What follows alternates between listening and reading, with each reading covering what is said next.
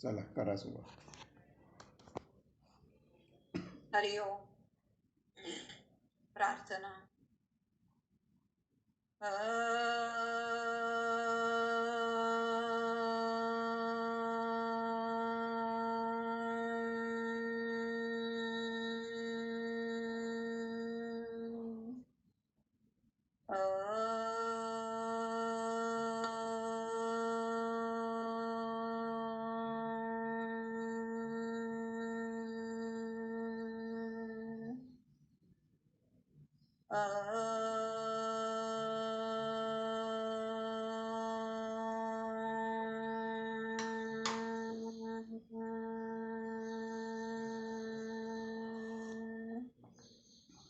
ॐ सहनावतु सहनौ भुनक्तु सवीर्यं करवावहै तेजस्विनावधीतमस्तु मा विद्विषावहै. ॐ पूर्णमद पूर्णमिदं पूर्णात् पूर्णमुदच्यते पूर्णस्य पूर्णमादाय पूर्णमेवावशिष्यते.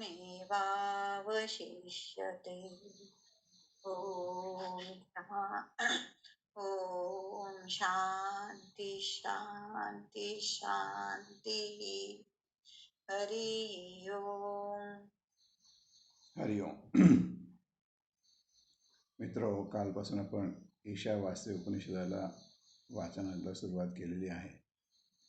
हे मांडुक्यचा अपवाद सोडला तर सगळ्यात छोटं उपनिषद, 18 फक्त श्लोक त्याच्यामध्ये आहेत. परंतु हा अतिशय आशयगर्भ आणि आशय घन असं हे उपनिषद आहे. शुक्ल यजुर्वेदाच्या मधलं हे 40व्या अध्यायातलं हे उपनिषद असून याला ईशोपनिषद, ईशोपनिषद, मंत्रोपनिषद, संहितोपनिषद किंवा वाजस्नेयी उपनिषद अशा विविध नावाने ओळखले जाते. या उपनिषदामध्ये केवळ 18 मंत्र असले तरी ब्रह्मविद्या आणि त्याद्वारे आत्मज्ञान हे याचं प्रमुख विषय आहे किंवा ज्याच्यावरती याच्यामध्ये जोर दिलेला आहे. आणि पहिलाच मंत्र जो काही आहे, ईशावास्यम इदं सर्वं जगत्याम यत्किंचित जगत्याम जगतः तेन व्यक्तेन भुंजिता मा गृथ कस्य स्विद धनम, याच्यातच सगळं सार सामावलेलं आहे. काल आपण बघितलं की गांधीजींनी सुद्धा यावर भाष्य करताना असं म्हटलेलं की सर्व जग जरी नाश पावलं तरी या एका श्लोकावरनं सगळ्या जगाची पुनरुत्ती होऊ शकेल, जग सगळं निर्माण होऊ शकेल. तर या अखिल ब्रह्मांडामध्ये याचा अर्थच असा आहे की अखिल ब्रह्मांडामध्ये जे काही आहे, जड असेल चेतन असेल, त्या सगळ्याचं मध्ये ईश्वर व्याप्त आहे, ईश्वराने ते व्यापलेलं आहे, ईश्वर त्याच्यामध्ये सर्वत्र भरलेला आहे, त्यानेच हे निर्माण केलेलं आहे. आणि त्या ईश्वराला साक्षी ठेवून सर्वांचा त्यागपूर्वक उपभोग घ्यावा, त्यक्तेन भुंजितः, की त्यागपूर्वक उपभोग घ्यावा याचाच अर्थ असा की कुठलीही आसक्ती त्याच्यामध्ये नसावी, आसक्तीरहित उपभोग घ्यावा. आणि त्याच वेळेला दुसऱ्याच्या धनाची, कुठल्याही प्रकारचं धन त्याच्यामध्ये अभिप्रेत आहे, सगळ्या प्रकारचं धन त्याच्यामध्ये अभिप्रेत आहे. कुठल्याही धनाची दुसऱ्याच्या धनाची अपेक्षा ठेवायची नाही. आणि मग हे चराचर विश्व ईश्वर रूप आहे अशी दृढ भूमिका झाली की मग कर्तृत्व आणि भोक्तृत्व या दोन्हींचा, म्हणजेच मीच माझ्या पराक्रमाने हे सगळं निर्माण केलेलं आहे, हा जो अहंकार आहे, हा अहंकार नाहीसा होईल. अहंकाराचं, मानवाचं 3 प्रकारचा इच्छेमध्ये अहंकार असतो. त्याला ईषणा असं म्हटलेलं आहे किंवा आसक्ती असं म्हटलेलं आहे.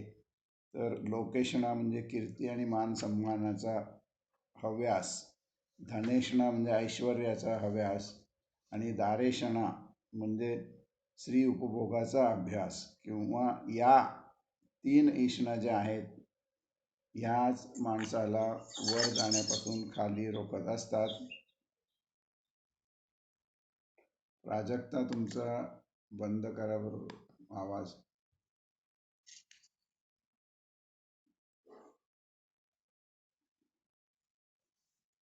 तर हे जग सगळे ईश्वरमय आहे या भावनेने मानवाच्या मनातली ममता आणि आसक्ती हळूहळू कमी होऊ लागते आणि मग आपण जे काही कर्म करतो आहोत ते ईश्वरासाठीच करतो आहोत.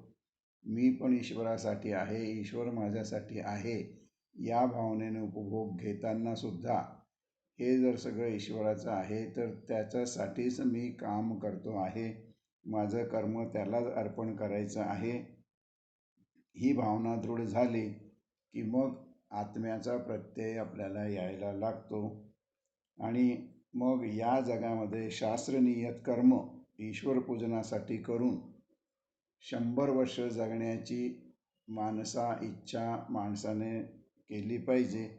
आणि हे सगळं केव्हा शक्य होतं की त्याग भावाने तुम्ही सगळी कर्म केली तर 100 वर्षसुद्धा तुम्ही आनंदाने जगू शकता आहात.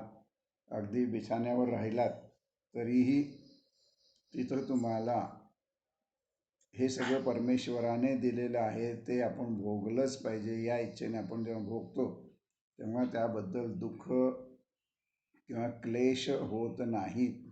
ही भावना आली एकदा की 100 वर्ष ईश्वराचं सान्निध्य ठेवून जगायचं हे कारण या जन्मातच मानवी देहानेच आपण ईश्वराची प्रार्थना करू शकतो आहोत किंवा त्याच्या समीप जाऊ शकतो आहोत. मुक्ती मिळू शकते आहे थोडक्यात. तर मुक्तावस्था ही फक्त मानवी जीवनातच शक्य आहे. म्हणून जास्तीत जास्त त्याचा सहवास लाभण्यासाठी 100 वर्ष जगण्याचा प्रयत्न करा, तेही आनंदाने. त्यागभावाने ईश्वरासाठी सर्व कर्म केल्यामुळे मानव कर्मात लिप्त वा आसक्त होत नाही. पण कर्म केल्याशिवाय मानवाला आयुष्य जगता येत नाही.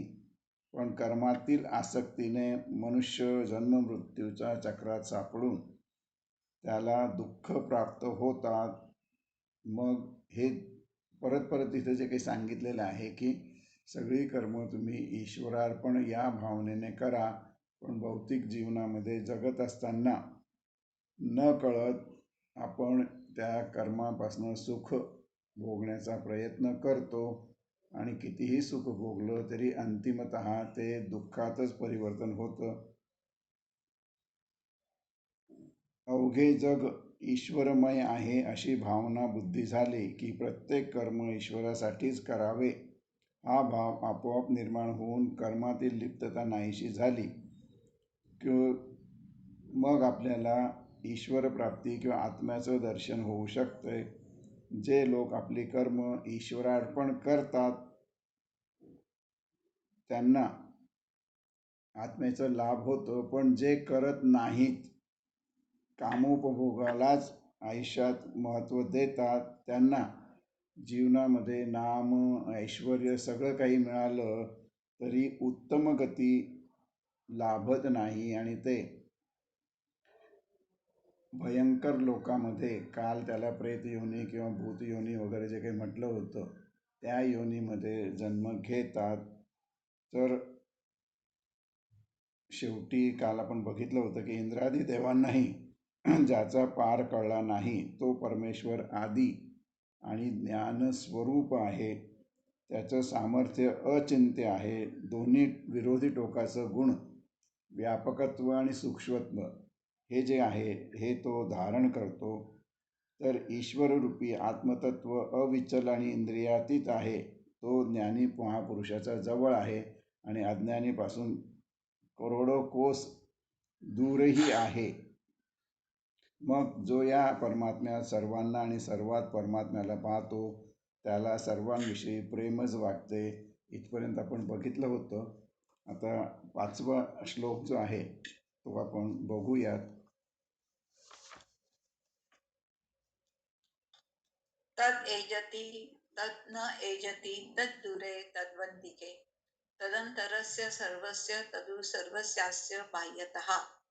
याच्यामध्ये आत्म्याचं जे स्वरूप सांगितलेलं आहे तो जवळ आहे, लांब आहे, तो हलतो हलत नाही आणि या सर्व विश्वाचा आत आहे आणि या सर्व विश्वाचा बाहेर असा शब्दशः अर्थ आहे. पण तो जो काही आत्मस्वरूप आहे तो सर्व व्यापी आहे हे आपल्याला लक्षात घ्यायचं आहे की भगवंत विश्वातील सर्व वस्तूंना व्यापून असल्यामुळे तो जिच्यामध्ये नाही अशी एकही वस्तू जगात नाही आणि सर्व ठिकाणी त्याची सत्ता असल्याने त्याची खात्री आपण केली तर भगवंताचं ज्ञान होणं सहज सोपं होतं आणि जगातील प्रत्येक हालचालीमध्ये वस्तूमध्ये भगवंतच आहे या अभ्यासाची सुरुवात स्वतःपासून करावी. म्हणजे मग आपल्या जीवनात घडणाऱ्या सगळ्या गोष्टी त्याच्याच कृपेने होत आहेत. चांगले असो वा वाईट असो त्या सगळ्या त्याच्या कृपेने होत आहेत. म्हणून साक्षी भाव जो काही आपण मागे बघितला होता त्या साक्षी भावाने आपल्या जीवनात घडणाऱ्या गोष्टींकडे बघितलं की मग ईश्वराच्या सत्तेचं आपल्याला अनुभूती यायला सुरुवात होते आणि मग सगळं जग आपल्याला स्वच्छ दिसायला लागतं. हे सगळ्यात महत्त्वाचं आहे की आपल्या भावना शुद्ध झाल्या तर जगात सगळीकडे चांगलंच आपल्याला दिसायला लागतं आणि मग आपल्या अंतःकरणातले दोषही हळूहळू दूर व्हायला लागतात. तर हे ईशतत्व कसं आहे याचं आणखीन वर्णन करताना मुनी म्हणतात की प्रकृती मातेच्या अंगावर खेळणारं ईशतत्व कसं आहे याचा विचार या रुचेमध्ये जो केलेला आहे तो शब्दार्थाने हालतं हालत नाही असं जे काही म्हटलेलं आहे आणि त्याला सगळीकडे आहे कुठंच नाही सर्व व्यापी आहे असं जे काही वर्णन आहे याला वदतो व्याघ्यात असं म्हणतात. म्हणजे परस्पर विरोधी गुण ज्याच्यामध्ये आहे त्याला असं वदतो व्याघ्यात म्हणतात. आणि श्रीरामाचं वर्णन सुद्धा सुकुमारो महाबलो असं केलेलं आहे आणि त्याचा अनुभव आपल्याला घ्यायचा आहे की पृथ्वी किंवा सृष्टी स्थिर आहे असं आपल्याला वाटतं. आपण बघतो आपलं घर किंवा आपला वाडा किंवा शाळा ज्या ठिकाणी आहे काल तेथे होती आजही तेथे आहे. मग गती कशी आहे तर हा जो काही पृथ्वी आणि सर्व वस्तूंना गती आहे असं काल आपण बघितलं तर त्याचं मूळ काय आहे हे आपल्याला बघायचं आहे की पृथ्वीवरील सर्व वस्तू वेगाने फिरत असल्याने स्थिर आहेत असं वाटतं. म्हणजेच पृथ्वीची अस्थिरता हे सत्य आणि पृथ्वीची स्थिरता हा आभास आहे. तर आभास का निर्माण होतो तर या सगळ्यांची गती इतकी भयंकर आहे की आपल्याला आपण कोणाचा जर प्लीज शीतल कोणाचा आवाज आहे बघ कोणा सगळ्यांना चूक माझाच थोडासा आवाज जात आहे कॉम्प्युटर घेण्यासाठी. बरं ठीक आहे. तुम्ही आता तुमचा आवाज थोडा वेळ बंद ठेवा म्हणजे मग फक्त श्लोक वाचताना चालू ठेवा म्हणजे मग ते बरं होईल. ओके. तर शाळेमध्ये असताना आपण एका बाजूला पिंजरा आणि दुसऱ्या बाजूला पोपट आणि ते खूप घराघर फिरवले की पिंजऱ्यात पोपट जे काही दिसत होतं आपल्याला त्याचप्रमाणे पृथ्वी ही स्थिर आहे आणि हा जो काही आभास आपल्याला आहे तो तिच्या अतिगतिमानतेमुळे आहे आणि त्याच्यासाठी जे काही गणित कालही मी तुम्हाला सांगितलं होतं ते गणित इथं परत दिलेलं आहे की प्रकाशाचा वेग आणि सृष्टीमधल्या दोन टोकांमधलं अंतर 1,00,000 प्रकाश वर्ष एवढं जे काही आहे त्याच्यामुळे हा भास आपल्याला होतो. पण सत्य जे आहे की पृथ्वी अस्थिर आहे सगळं सूर्य पण अस्थिर आहे सगळे अस्थिर आहेत. तर सूर्य प्रचंड किती वेगाने फिरत असेल याची कल्पना करावी आणि म्हणून तो स्थिर आहे असं भासतं. तर एकाच वेळी स्थिरता आणि अस्थिरता याचा जो आपल्याला भास होतो किंवा वाटतं किंवा असतं ते ईश्वर स्वरूप तत्वाचं स्वरूप आहे. ईशतत्व जसे या स्वरूपाने बदलणारे, कंपायमान होणारे आणि हालचाल करणारे दिसून येते, तसेच या सर्व बदलणाऱ्या वस्तूंना व्यापून अखंडतेने मोठ्या अधिक प्रमाणात उरलेले म्हणून ते अस्थिर असून स्थिर भासते. तर आता लांब किती आहे आणि जवळ किती आहे, तर लांब आम्ही सांगितलं 1,00,000 प्रकाशवर्ष इतके 2 टोकामधलं अंतर आहे आणि त्या सर्वांना व्यापून ही सृष्टी आहे किंवा हे परमेश्वर आहे. आणि आपल्याजवळ म्हणजे किती, तर आपल्याजवळ म्हणजे खिशात आहे का, पर्समध्ये आहे का, तर त्याच्याही अगदी जवळ म्हणजे आपल्या हृदयात आहे. नुसत्या हृदयात नाही, तर शरीरामध्ये जिथं जिथं आकाश तत्व आहे, जिथं जिथं पोकळी आहे, अगदी 2 पेशीमधील जी पोकळी आहे तिच्यातही आत्मतत्व भरलेलं आहे. हे आपण तैत्तिरीयमध्ये बघितलं होतं, प्रश्नोपनिषदमध्ये पण बघितलेलं होतं. तर सगळीकडे याची व्याप्ती आहे हे लक्षात घ्यायचं आहे. आणि मग तो जवळ किती आहे, तर प्रत्येक पेशीमध्ये तो आहे. इतक्या जवळ असल्याने त्याला हृदयात तर तो आहे, हृदयाभोवती जे काही सगळं पेशी वगैरे आहे त्या पेशीमध्ये पण आहे. आणि मग बाहेरच्या आकाशगंगेपर्यंत जी काही पोकळी आहे त्या सगळ्या पोकळीमध्ये आत बाहेर ईशतत्व भरलेलं आहे. म्हणून आपल्या देहात आत्मा आहे आणि आपला देह आत्म्यात आहे असं वर्णन इथं मुनी करतात. पुढे बघूयात 6वं वाचा. यस्तु सर्वाणि भूतानि आत्मन्येवानुपश्यति सर्वभूतेषु चात्मानं ततो न विजुगुप्सते. तर इथं मुनी असं म्हणत आहेत की जो सर्व भूत मात्र आपल्या आत्म्यात पाहतो आणि सर्व भूताच्या ठिकाणी आत्मस्वरूप पाहतो, तो कोणाचीही निंदा, घृणा, नालस्ती करत नाही. याच्यातनं आपल्याला बोध एकच घ्यायचा आहे की वैगुण्य या दृष्टीने जगातील दोष पाहू नयेत. आपल्याला नेहमी एक म्हण आठवते की दुसऱ्याच्या डोळ्यातलं कुसळ दिसतं पण स्वतःच्या डोळ्यातलं मुसळ दिसत नाही. दुसऱ्याचे दोष आपल्याला पटकन दिसतात, स्वतःतले मोठे मोठे दोष दिसत नाही. आणि मग दोष काढणे हे सगळं, कारण परमेश्वराने हे सगळी सृष्टी निर्माण केलेली आहे. प्रत्येकामध्ये पुरेपूरपणा दिला असला तरीही वैगुण्य थोडंफार त्याने ठेवलेलं आहे.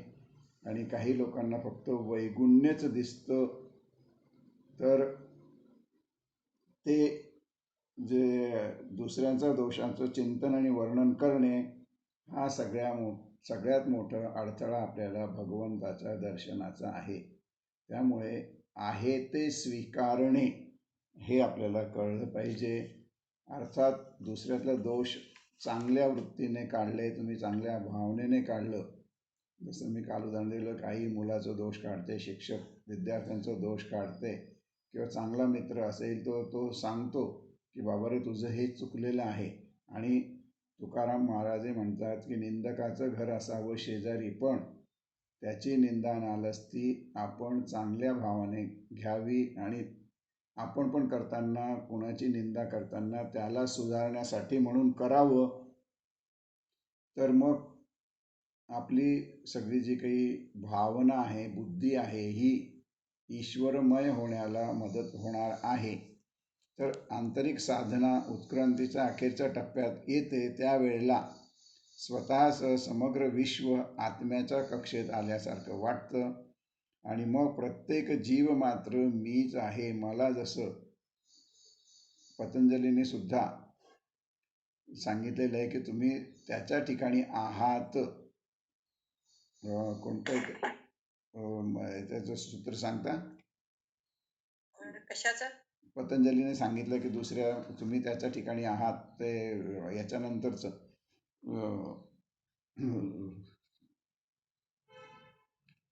नियम नंतरचं जे आहे, एकदम शब्द आठवत नाही मला, नियम सगळे नियम झाल्यानंतर हां, दुसऱ्याच्या ठिकाणी आपण बघावं. सांगते तोंडावर आहे पण नियम तरी प्रतत प्रतिषेधार्थम नाही नाही. तो तर ह्याच्यामध्ये घेतला झाला. सांगते नियम एक सेकंद. वितर्क बाधने प्रतिपक्ष हा, भावना. वितर्क बाधने प्रतिपक्ष वितर्क हिंसा दया कृतकारिता जे आहे की दुसऱ्याचा दोष बघण्याच्या आधी आपण त्या ठिकाणी असतो तर काय केलं असतं. वितर्क बाधने प्रतिपक्ष भावनम या भावनेने प्रत्येक जीव मात्र मीच आहे तर अशी भावना आपली व्हायला लागते. आणि मग पूर्ण उत्क्रांत दशेमध्ये आत्मा केवळ देहात नसून आत्म्यातच देह आहे. आता इथं देहात आत्मा म्हणजे हृदयात प्रत्येक पेशीच्या पोकळीमध्ये असं म्हटल्यानंतर दुसरं त्याला विरोधी असं म्हटलंय की आत्म्यातच आपला देह आहे. म्हणजे आपल्या बाहेरचं जे आवरण आहे आपल्या आजूबाजूला सुद्धा आत्माच आहे असा प्रत्यय यायला लागला की मग आत्म्यात आणि भूत मात्र तेही आत्म्यामध्ये आपणही आत्म्यात भूत मात्रही आत्म्यामध्ये आणि त्यामुळे एकच आत्मा मला आणि भूतमात्राला व्यापून आहे असा अनुभव यायला लागला की मग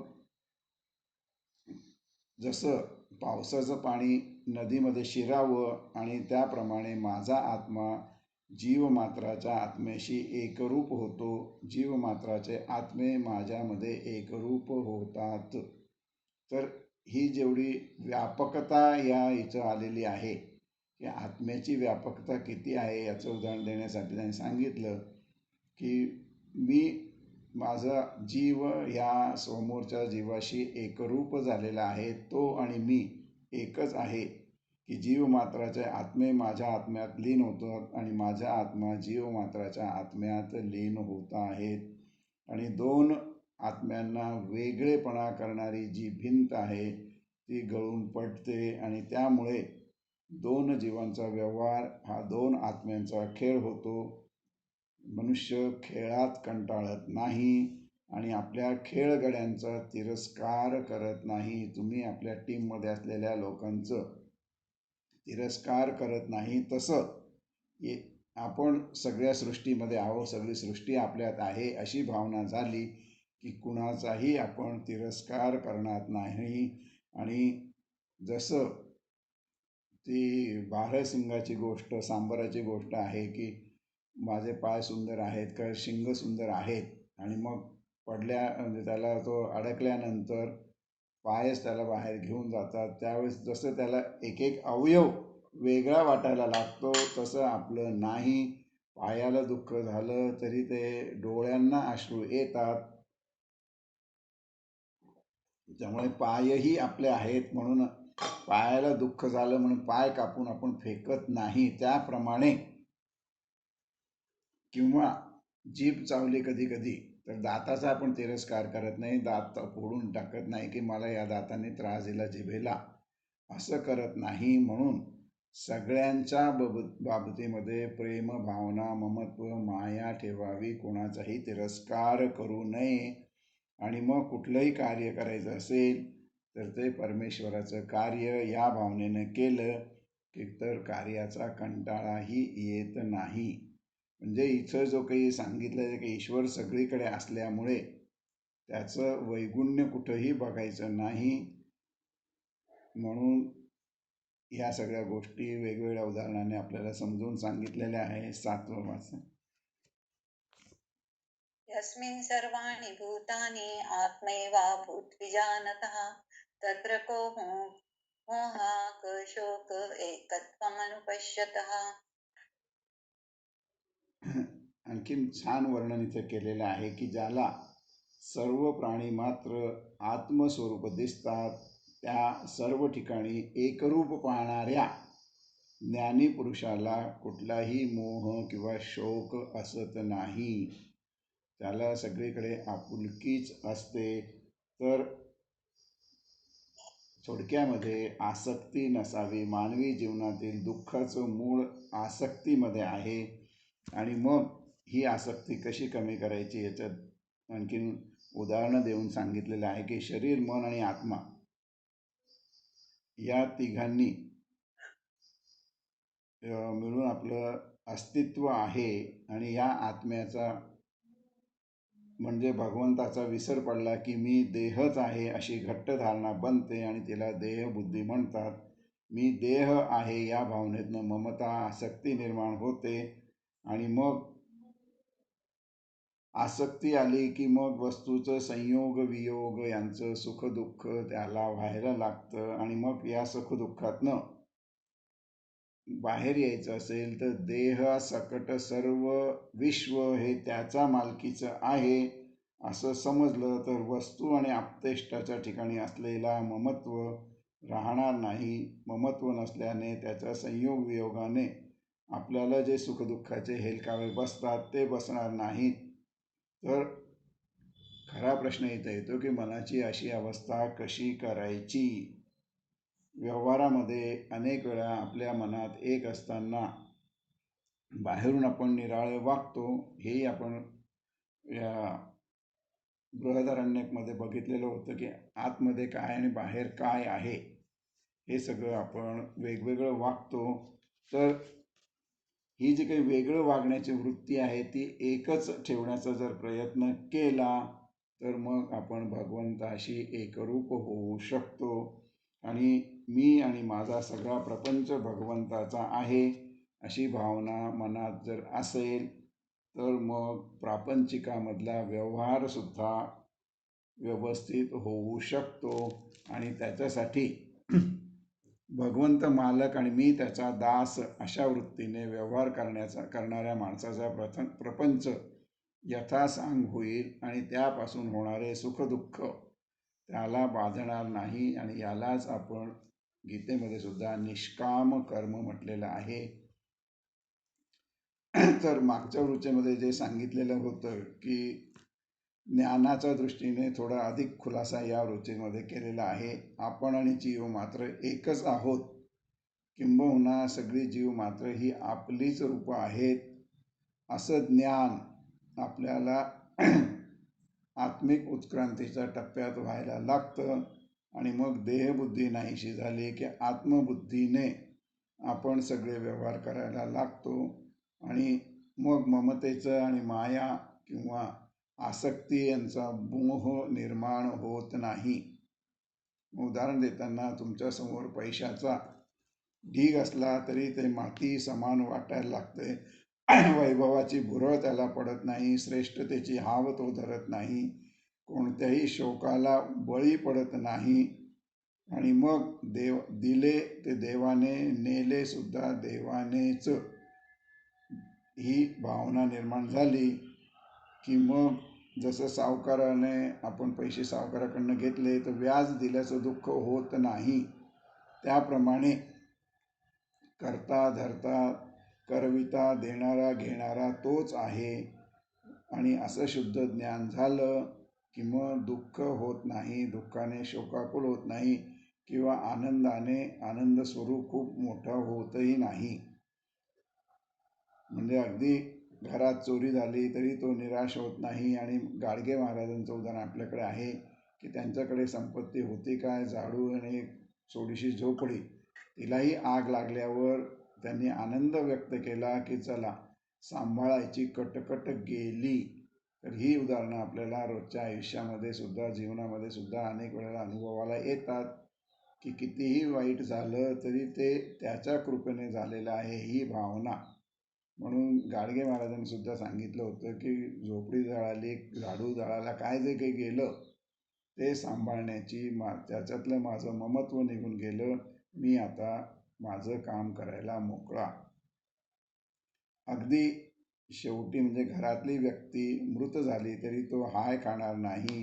आणि शोक आणि मोह आत्म्याच्या एकरूपतेमुळे, परमेश्वराच्या एकरूपतेमुळे त्यापासून तो अलिप्त होतो. पुढचं घ्या 8. सपर्यगात् शुक्रम अकायम अव्रणम अस्नावीरम शुद्धम अपापविद्धम कवीर मनीषी परिभुः स्वयं भूयार्था तथ्यतो अर्थान व्यदधाच शाश्वतीभ्या समाभ्याः. तर या रुचेमध्ये आत्म्याचं आणखीन विस्तृत असं वर्णन केलेलं आहे आणि अनेक विशेषणं वापरलेली आहे. सहा म्हणजे तो म्हणजे आत्मा. हे जरी सर्वनाम असलं तरी मागच्या दोन रुचेमध्ये ज्याचं वर्णन आलेलं आहे असा तो म्हणजे ज्ञानी पुरुष, ज्याला सर्वत्र पाहतो आणि सर्वत्र पसरलेला स्वतःमध्ये पाहतो, असा जो आत्मा, याचं वर्णन इथं केलेलं आहे की आत्मा सर्वत्र पसरलेला आहे. पर्यागत म्हणजे पसरलेला, विस्तारलेला, व्यापक असणारा, तो पंचमहाभूतांना व्यापणारा आहे. आपण ज्या सृष्टीमध्ये राहतो, अंतराळाचं निरीक्षण करतो, त्यालाही तो व्यापून आहे. समग्र अंतरिक्षाचं ग्रह, तारे, गोल सगळं जे काही आहे, सूर्यमालिका, धूम्रवलये, धूम्रवलयातून दिसणारा बाण आणि शंकर, या सर्वांना तो व्यापून आहे. आत्मा मुळातच निर्मळ आहे, सामर्थ्यवान आहे, ओजस्वी आहे, म्हणून त्याला तर शुक्र असं म्हटलेलं आहे. तर हे लक्षात घ्या की शुक्र किंवा महिलांमधलं ओज किंवा ओवम जे आहे त्याला परिपूर्ण असं आणि सामर्थ्यवान असं म्हटलेलं आहे की अंतर्बाह्य सृष्टीतील कुठलाही डाग आत्म्याला लागत नाही. त्याप्रमाणे पृथ्वीवर कितीही मोठा आगडोंब उसळला किंवा प्रचंड झंझावात सुटला तरी सूर्याला त्याचा काहीही परिणाम होत नाही. त्याप्रमाणे सृष्टीतील कुठल्याही उलाढालीचा परिणाम आत्म्यावर होत नाही. निर्मलताबरोबर दुसरा गुण आहे ओजस्विता. आत्मा सर्वापासून अलिप्त आणि त्याच्यावर कशाचाही परिणाम होऊ न शकणारा असा हा गुण. आणि मग मानवी बुद्धीला तेजस्वी प्रज्ञा पुरवणारा तोच आहे. विचार प्रकट होण्यासाठी तेज लागतं, प्रतिभा लागते, विशुद्ध स्वयंभू प्रज्ञा लागते, चातुर्य, शहाणपण लागतं. या सर्व गुणांचं मिलन म्हणजे ओज होय. तेजस्वी प्रज्ञा पुरवणारा तोच आहे. विचार प्रकट करण्यासाठी तेज, प्रतिभा, विशुद्ध स्वयंभू जी काही प्रज्ञा लागते, चातुर्य, शहाणपण लागतं, या सर्व गुणांचं मिलन म्हणजे ओज. आणि हा ओज पुरवणारा आत्माच आहे. आणि मग निर्मलत्व आणि ओजस्विता या दोन गुणाबरोबर तिसरा गुण आहे तो सामर्थ्य. म्हणून इथं शुक्र जे काही म्हटलेलं आहे तर शुक्राचं सामर्थ्य अनन्यसाधारण आहे. म्हणजे कुठल्याही तत्वात नसलेली नवनिर्मितीची क्षमता या शुक्रामध्ये आहे. स्त्री आणि पुरुष अशा दोन शुक्रांच्या मेलनातून नवा जीव निर्माण होतो आणि एवढा विलक्षण सामर्थ्यवान असा हा आत्मा आहे. म्हणून आत्म्याला वेगवेगळी विशेषणं देऊन इथं त्याचं सामर्थ्य जे आहे, नवनिर्मितीचं सामर्थ्य वर्णन केलेलं आहे. आता त्याला देह नसल्याने अकाय असं म्हटलेलं आहे. आता इथं त्याला देह नाही पण सर्व देहांना तो व्यापून आहे. आत्मा हा न दिसणारा, पंचज्ञानेंद्रियांकडनं न उपभोगता येणारा असल्याने त्याला स्वतःचा मर्यादित देह नाही, पण तो अत्यंत विराट विशाल आहे. त्याला देह नसल्यामुळे त्याला कुठलीही जखम किंवा खूण, हृदयाचं मुरण असं राहत नाही. तर मानवी देहाला असणारे दोष त्याच्यावर बाधत नाही, ते दोष त्याला बाधत नाहीत. जखमा दोन प्रकारच्या आहे, शारीरिक आणि मानसिक. तर अशा कुठल्याही जखमा आत्म्याला होत नाही. आत्मा स्नायू विरहित आहे. आत्म्याला स्नायू नसतात. आत्मा देहाचा एक भाग म्हणून स्नायूंचं स्वतंत्र कार्य आहे देहाच्या भागामध्ये. ते कार्य जसे मनाच्या हेतूतून होते तसेच निर्हेतुकपणेही होते. तर आत्मा हा विराट पुरुष असल्याने देहाकार नसतानाही तो विराट आणि स्नायूसह आहे. त्याचे स्नायू मात्र आपल्याला दिसत नाही, पण विश्वव्यापी विराट पुरुष म्हणून कल्पना केली तर पृथ्वी त्याचे पाय होऊ शकतात. पायात स्नायूच आहे, पायाकडूनही स्वतंत्ररित्या कार्य होतं, म्हणून विराट पुरुषाचं कार्य पायाकडून झालं असं म्हणतात.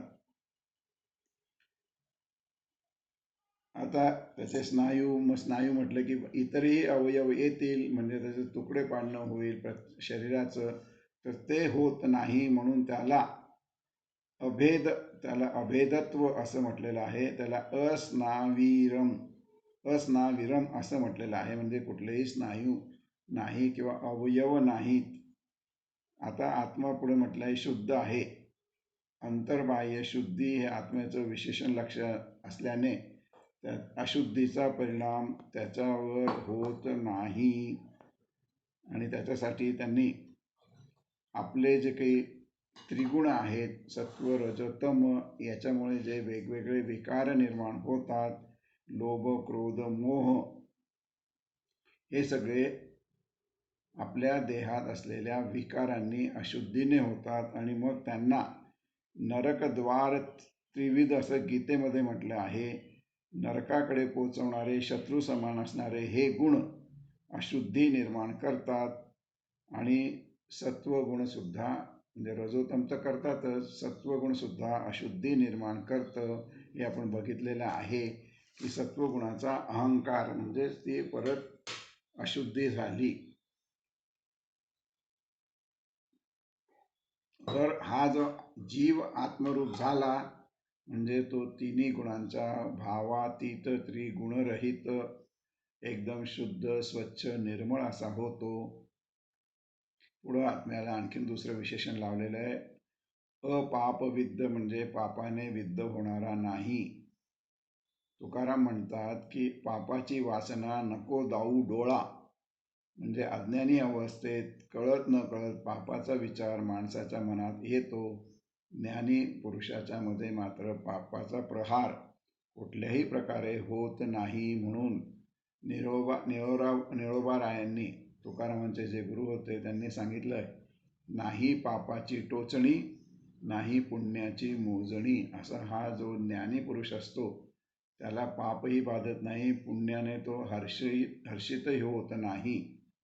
म्हणजेच ज्ञानी पुरुषाची कुठलीही कृती ही पाप किंवा पुण्य असू शकत नाही.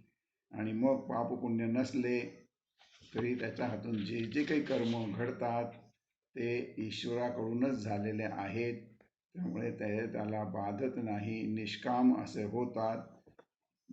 म्हणून त्याला अपापविद्ध असं म्हटलेलं आहे. आणि जसं आपण म्हणतो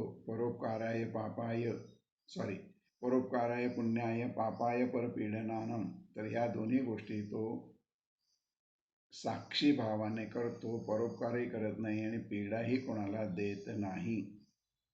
तर दया, सहानुभूती, परोपकार या गुणांनी मंडित अशा जीवनात दुसऱ्याला पीडा देणे, मानसिक छळ करणे या गोष्टी संभवित नाही. उलट अडचणीतल्या माणसाला धीर देणे, घाबरलेल्याला आधार देणे, पीडित असेल त्याला सहाय्य करणे, ज्याच्यात जी त्रुटी आहे ती साधून बदलून त्याला पूर्ण करण्याचं काम हा ज्ञानी पुरुष करत असतो.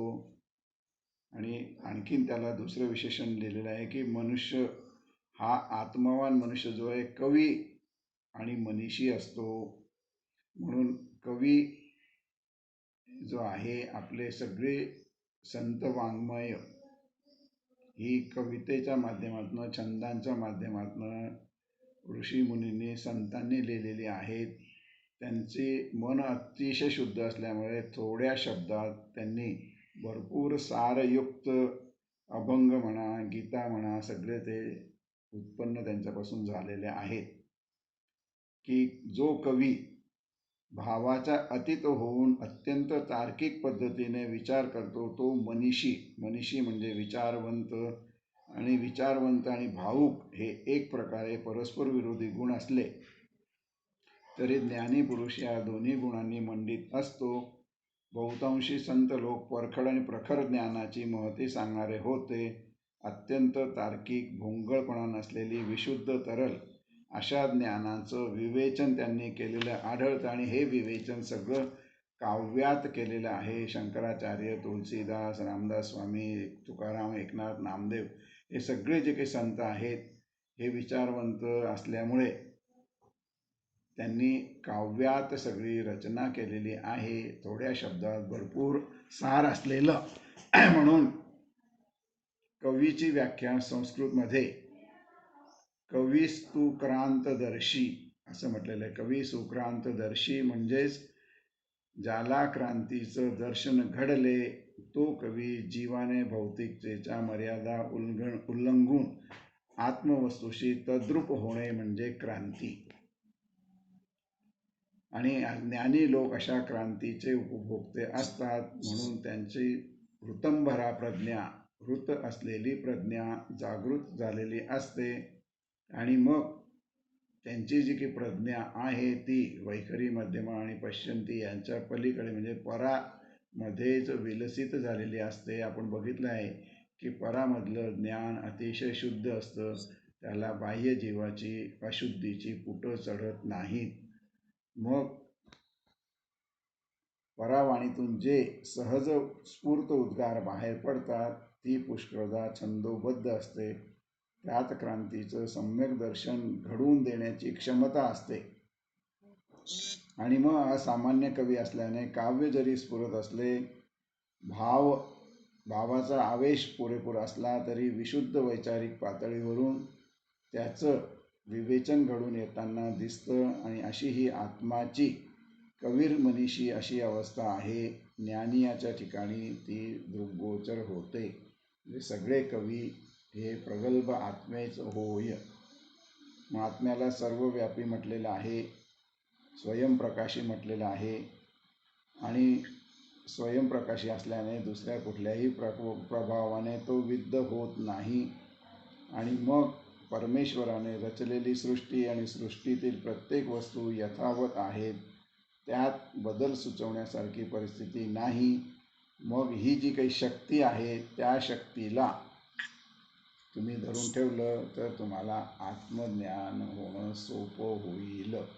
म्हणून कवी आत्म्याची वेगवेगळी जी काही विशेषणं आहेत ती मी एकदा परत तुम्हाला वाचून दाखवतो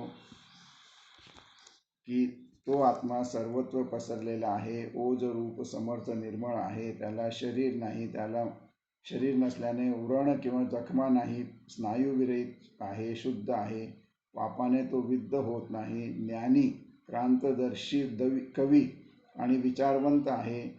तो सर्वांचा पराभव करणारा असून त्याचा पराभव कुणीच करू शकत नाही, इतका तो स्वयंभू आहे आणि त्यानेच योग्य रीतीने सर्व काही अनादी वर्षापर्यंत धारण केलेलं आहे. असं हे आत्म्याचं विशेष वर्णन इथं केलेलं आहे. म्हणजे आत्म्याची महती इथं सांगितलेली आहे. त्याच्यामध्ये विविध विरोधी गुण जे आहेत ते सगळे तिथं आहेत आणि तो सगळ्यांवरती कृपा करणारा आहे. इतकं सगळं आत्म्याचं वर्णन बघितल्यानंतर पुढं आणखीन थोडंसं वर्णन आलेलं आहे. 9वं वाचा तुम्ही. अंधम तमः प्रविशन्ति ये यामहासते ततो भूया इव ते तमो आम्रताः. मग आता जे आत्म्याला जाणतात आणि जाणत नाही त्यांच्याबद्दल इथं थोडंसं सांगितलेलं आहे.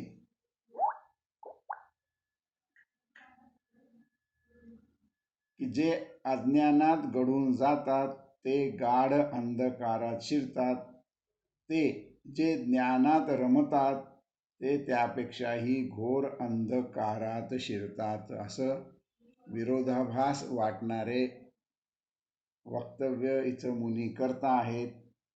किंवा कळणं आणि न कळणं हे दोन्हीही आत्म्याला बाधकच आहेत.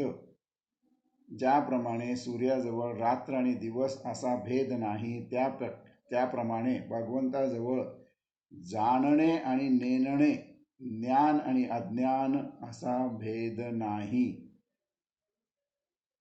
हे भेद, ज्ञान आणि अज्ञान हे मानवी जीवनातले भेद आहे. एखादा मनुष्य अज्ञानामुळे भगवंताला विसरला काय किंवा एखादा मनुष्य ज्ञानाचा अभिमान झाल्यामुळे भगवंताला विसरला काय, हे दोघंही भगवंतापासून दूरच राहतात. भगवंताला पाहण्याची दृष्टी दोघांना नसल्यामुळे ते आंधळे समजावेत. अज्ञानी मनुष्य एक वेळ बरा, परंतु ज्ञानगर्वाने फुरलेला माणूस अधिक आंधळा असतो. भगवंताला पाहण्याची दृष्टी येण्यासाठी आपले ज्ञान आणि अज्ञान दोन्ही त्याच्या पायी अर्पण करून त्याला शरण गेल्याशिवाय त्याचं ज्ञान आपल्याला होणार नाही. माझं ज्ञान आणि अज्ञान तुझ्या इच्छेमुळे आहे अशी प्रार्थना केली तर तो दोन्हीच्या पलीकडे आपल्याला नेऊ शकेल. आता हे जे काही विद्येची उपासना करतात ते अंधतमिश्र नावाच्या नरकात राहतात आणि जे केवळ विद्येत मग्न राहतात ते त्याहूनही घोर अंधारात प्रवेश करतात.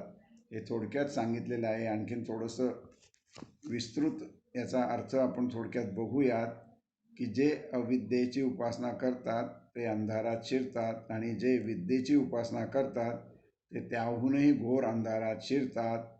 हा वाच्यार्थ आहे, पण गूढ अर्थ जो आहे त्यासाठी आपल्याला अंधतमहा, उपासना आणि रतः हे 3 शब्द वरती जे आलेले आहेत त्याचा अर्थ जो खोलवर आहे आणि विद्या अविद्या काय आहे हे समजून घ्यायला पाहिजे.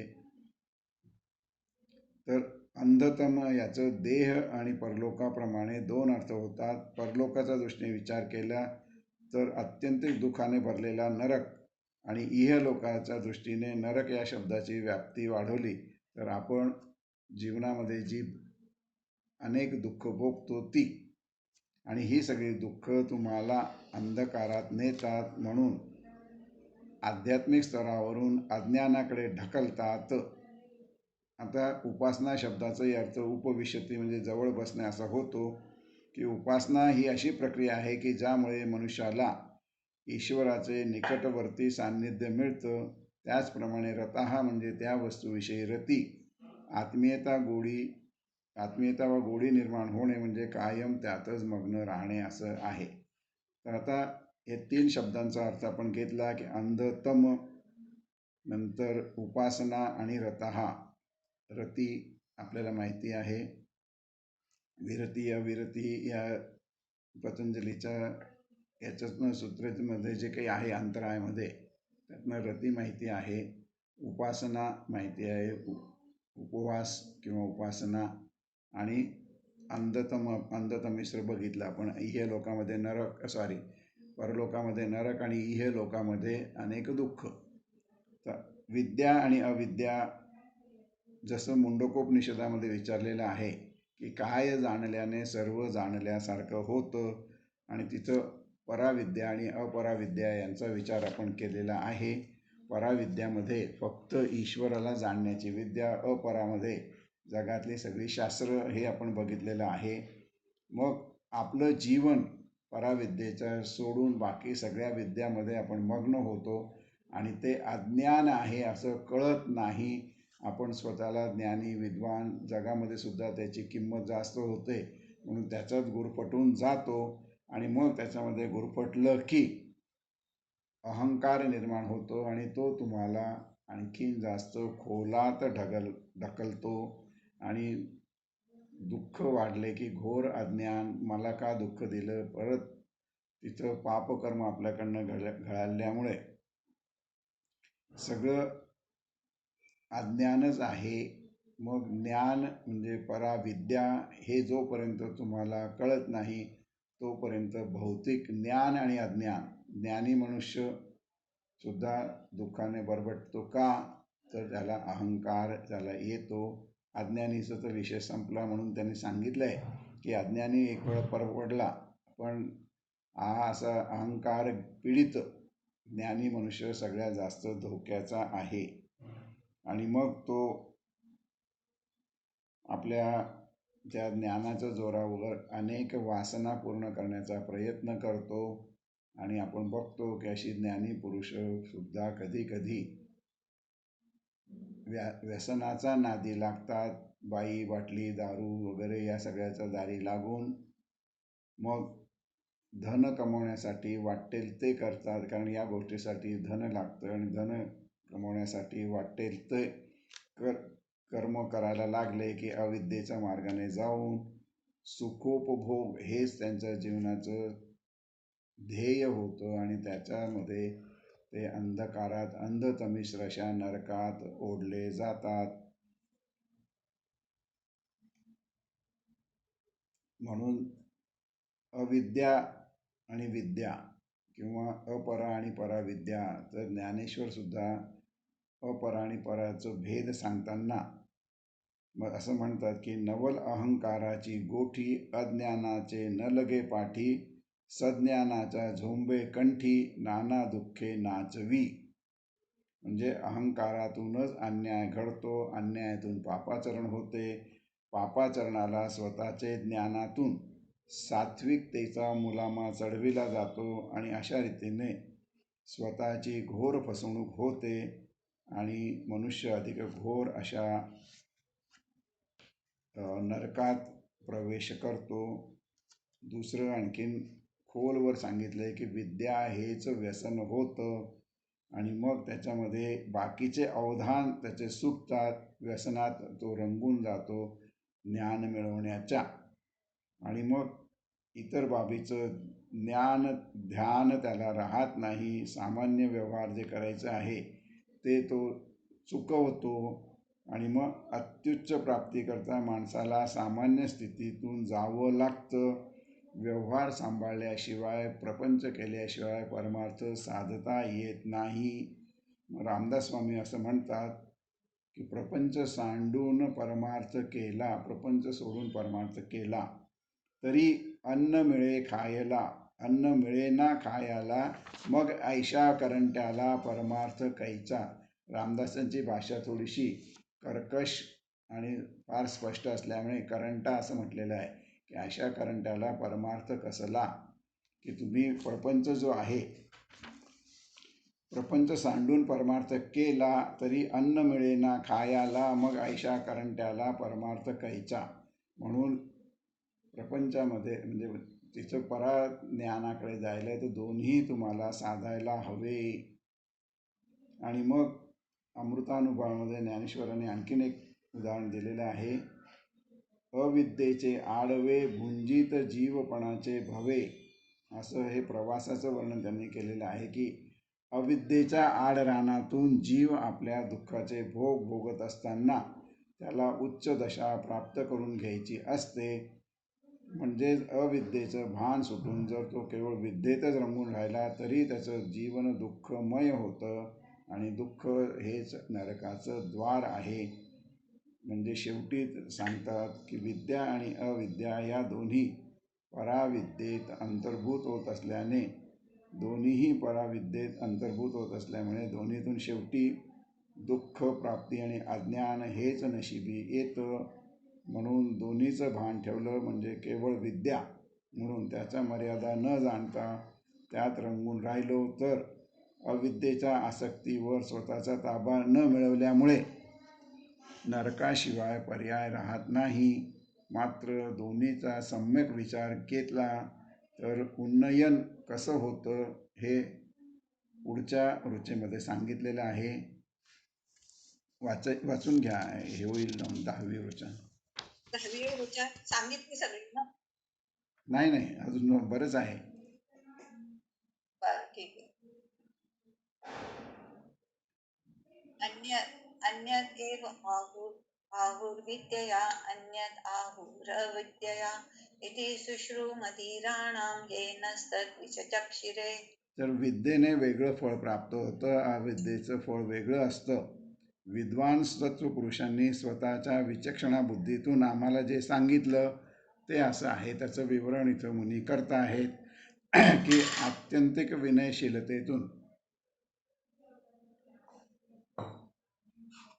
सद्गुरूने आपल्याला जे सांगितलेलं आहे त्यांची बुद्धी ही विचक्षणा बुद्धी आहे आणि हे विद्वान सद्गुरू असल्याने विद्वत्ता शाब्दिक स्वरूपाची नसून अध्यात्म ज्ञानाने विभूषित अशा अर्थाची प्रेरित अभिप्रेत त्याच्यामध्ये आहे. आधीच्या रुचेत केलेले विद्या आणि अविद्या मुंडक उपनिषदाला धरून होती. आता इथं वेदांत उपनिषदाच्या श्रेणीत ईशावास्य उपनिषद हे जवळजवळचं शेवटचं म्हणजेच आधुनिक आहे आणि त्या दृष्टीने मुंडक आधीचं आहे. तर या ईशावास्य रचणाऱ्या ऋषींना आधीची उपनिषद गुरुस्थानी असणार. शिवाय त्यांचं स्वतंत्रतेने सद्गुरू किंवा आदरणीय अशा ज्ञानी विभूतीही त्यांचं असणार आणि अशा विभूतींची वाणी त्यांनी आदर्श मानून विभूतींचं जे कथन केलं तेच इथं विशद करतो आहे. तिथं ही भाषा अत्यंत आर्जवपूर्ण आणि विनयशील अशी आहे. म्हणजे ईशावास्य हे सगळ्यातलं शेवटचं आधुनिक आहे. मुंडकोपनिषद त्याच्या आधी होतं, म्हणून मुंडकोपनिषदाचा अभ्यास करूनच त्यांनी आपल्याला हे ज्ञान दिलं असलं पाहिजे असं इथं मुनी म्हणत आहेत. की अपरा प्रकृतीतील अविद्या आणि विद्या यांच्या परिणामाविषयी आपण बघितलं. दोन्ही प्रकारच्या विद्या म्हणजेच विद्या आणि अविद्या अपराविद्या या नरकात ढकलणाऱ्या आहेत. दोन्ही प्रकार जरी दुःखाकडे ओढत असले तरी दोन्ही स्वतंत्र आहेत. विद्येचा मार्ग स्वतंत्र आणि अविद्येचा मार्गही स्वतंत्र आहे, पण एकमेकाशी संबंधित असे आहे. विद्या हा जाणीवेचा मार्ग आहे, अविद्या नेणिवेचा मार्ग आहे. आता हा स्पष्ट जो विचार आहे तो थोडक्यात समजून घेऊया. की एखाद्या गोष्टीची यथास्थित कल्पना असून हेतुपूर्वक जेव्हा ती गोष्ट करण्यात येते तेव्हा तिला जाणीव असं म्हणतात. याविरुद्ध शास्त्रीय ज्ञान किंवा गर्भित हेतू नसताना जेव्हा गोष्ट घडते तेव्हा ती नेणीव असते. जाणीव आणि नेणीवमधला फरक सांगितलेला आहे. विद्यामार्ग हे ज्ञान होय, ज्ञानाचं नसणं म्हणजे अज्ञान. म्हणूनच जाणीवयुक्त ज्ञानातून मिळणारं फळ आणि नेणीवयुक्त अज्ञानातून मिळणारं फळ वेगवेगळं आहे. ते दोघंही एकमेकाशी संबंधित असले तरी स्वतंत्र आहे. कार्य आणि परिणामसुद्धा स्वतंत्र आहे. आता जाणीव म्हणजे ज्ञान म्हणजे विद्या, अर्थात अपरेतील विद्या म्हटलेलं आहे, परेतील नाही. सर्व शास्त्र कला विद्या अहंकार सोडला तर जीवाच्या प्रवृत्तीनुसार पराविद्याकडे झेपावणे ही स्वाभाविक प्रक्रिया आहे. अहंकाराचा त्याग दुर्घट असल्याने भौतिक व्यवहारात जीव गुरफटणे हीच प्रक्रिया होऊन बसते आणि तेवढी ती स्वाभाविक आहे. आता जाणीव असून सुद्धा त्याच्यात आपण गुरफटतो अहंकारामुळे, हे शेवटी त्यांना सांगायचं आहे. तर नेणीव म्हणजे अज्ञान म्हणजे अविद्या, अशा अविद्येकडे जीव झेपावणे तेही स्वाभाविक आहे. नेणीव म्हणजे अविद्या, अशा अविद्येकडे जीव गेला की मानवी जीव मुळामध्ये संस्कारक्षम असल्यामुळे अंतर्बाह्य अशा दोन संस्कारांनी तो बद्ध असतो. बाह्य संस्कार प्रकृतीनुसार भोग प्रवण बनतात प्रकृती गुणानुसार, आणि विकारवशता आली की त्या परिणामाची शास्त्रीय चिकित्सा करण्याचे भान राहत नाही. भान राहणे ही जाणीव, आणि जाणीवेतनं होणारी चिकित्सा म्हणजे ज्ञान, आणि विकारवशतेमुळे या दोन्हींचा संपर्क तुटतो. स्वाभाविक असतो, नेणिवेच्या अंधारात फेकला जातो, परिणामी अज्ञानाच्या गर्तेत येऊन पडतो. तेथून अविद्येचे मार्गक्रमण सुरू होते. असा हा अविद्येचा स्वतंत्र मार्ग आहे. मात्र अविद्येच्या या उलट जीव किंचित अंतर्मुखतेतून विकाराचा अधीन झाला नाही तर विवेक कायम राहतो, आणि विवेकामुळे शास्त्रीय चिकित्सेचं भान टिकून राहतं, आणि मग तो कला विद्या आणि शास्त्र यांच्या आधाराने आपला तोल कायम राखतो. तेथून विद्येचा स्वतंत्र मार्ग सुरू होतो, आणि मग हे जे काही स्वतंत्र मार्ग आहे तो आहे पराविद्येचा मार्ग. म्हणजेच विद्या अविद्या जाणीव नेणीव यांचं इथं स्पष्टीकरण देऊन आपल्याला पुढं पराविद्येकडे कसं जायचं तर आपला विवेक कायम ठेवला पाहिजे. विवेक कायम असेल तर शास्त्रीय चिकित्सा त्या कृत्याची आपल्याला करता येते आणि मग ते अज्ञान आहे, नेणीवेतनं झालं किंवा जाणीवेतनं झालं तरी ते विद्या नसून अविद्या आहे याची जाण होणे म्हणजेच पराविद्येकडे जाणे असा या ओवीचा किंवा श्लोकाचा अर्थ थोडक्यात आहे. आणि म्हणून तुम्ही विवेकी व्हा असंच थोडक्यात त्यांना सांगायचं आहे. इथं आपण थांबूयात. मला वाटतं 2 दिवस लागतील पूर्ण व्हायला. तर बघूयात केव्हा होतंय. उद्या जेवढं होईल तेवढं आणि उरलं तर सोमवारी करूयात. शांती मंत्र मी म्हणतो आहे. ओम पूर्णमद पूर्णमिदं पूर्णात् पूर्णमुदच्यते पूर्णस्य पूर्णमादाय पूर्णमेवावशिष्यते. ओम शांति शांति शांति. हरि ओम.